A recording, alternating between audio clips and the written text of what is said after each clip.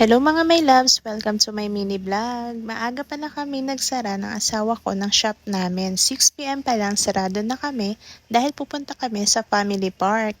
Promise kasi namin sa anak namin pag very good siya sa school, ipapasyal namin siya pag Sunday.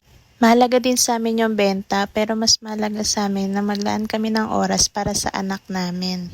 Sobrang excited nga siya at sobrang happy niya yung papunta kami family park.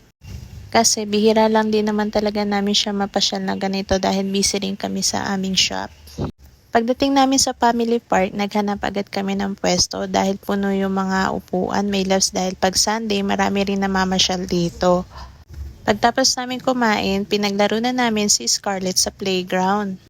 Tuwan-tuwa nga siya dyan mag-aakyat at mag-slide. Ang sarap sa pakiramdam yung nalalaanan mo ng oras ng ganito yung anak mo.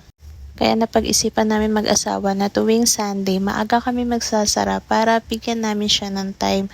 Family bonding din at quality time namin para sa kanya. Kasi habang pinapanood ko siya, naglalaro, ibang-iba yung saya niya. Natututo din siya makipag-social life. May nakita nga siyang bata, nakipaglaro siya, nagsiso-siso silang dalawa.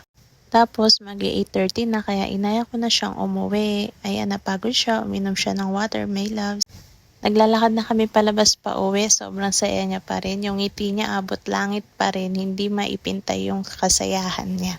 Tapos kinuha na namin yung motor, hinelmetan na siya ng papa niya at ayan na, bye-bye na. Pauwi na kami mga my loves. Thank you for watching. Ingat, God bless.